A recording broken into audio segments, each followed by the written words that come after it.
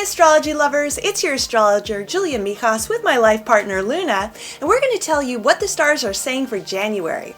I'm putting out short but sweet horoscopes every month, so subscribe to my channel so that you can get the latest celestial news for your sign.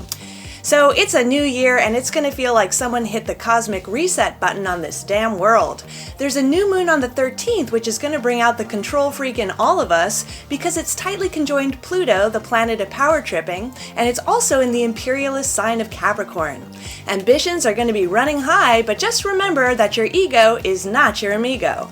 Now, Pluto tends to bring out our ego like no other planet. He's kind of like the Napoleon of the zodiac. He might be small in size compared to the other guys, yet he still wants to take over everything.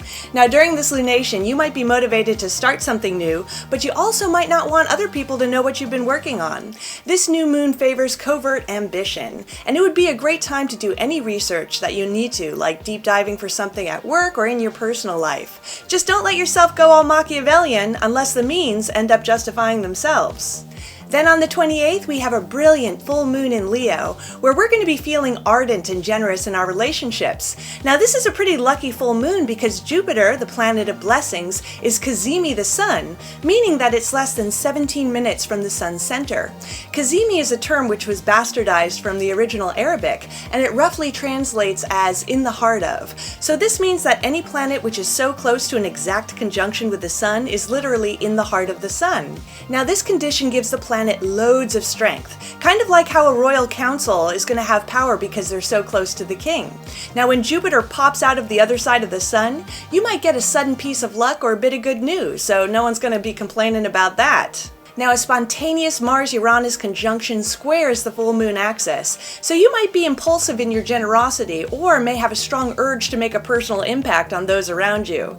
Just make sure you've got a receptive audience before you do your whole song and dance. Then on the very last day of January, Mercury goes retrograde at 26 degrees Aquarius, where it's going to do its cosmic moonwalk for most of February. So hit the subscribe button so you'll know how this next Mercury retrograde is going to affect you. Hey Taurus, so Mars, the planet of Pissy, goes into your first house of self, which means that you're going to be embodying those pissy vibes. You're much quicker to assert yourself this month and stand up for your rights and boundaries. That's great, just don't go overboard because Mars here can also overreact where you're going to be making mountains out of those proverbial molehills. Remember that Buddhist adage that goes, anger is like drinking poison and hoping the other person's going to die. Get those feelings off your chest, but don't marinate in your rage because you're likely to blow up at the wrong person at the wrong time. Ouch! So Mercury, the mental planet, begins the month in your 9th house of the higher mind. You're in a philosophical mood and dreaming of faraway places and cultures. This is a wonderful time to learn something new that was really going to expand your worldview. Then on the 9th, Mercury pops into your 10th house, where you may be spending a lot of time thinking about your career, whether you're in one or you want to switch to a new one. This is the most public house in the zodiac, so your words might be broadcast to more people this month, such as through your Twitter, Instagram, LinkedIn account, or Facebook. And Venus starts the month in your 8th house, so you may be going through something intense and challenging with your partner that actually ends up bringing you two closer together. This is the house of social taboos, so you might be feeling extra frisky, freaky, and kinky. Woo!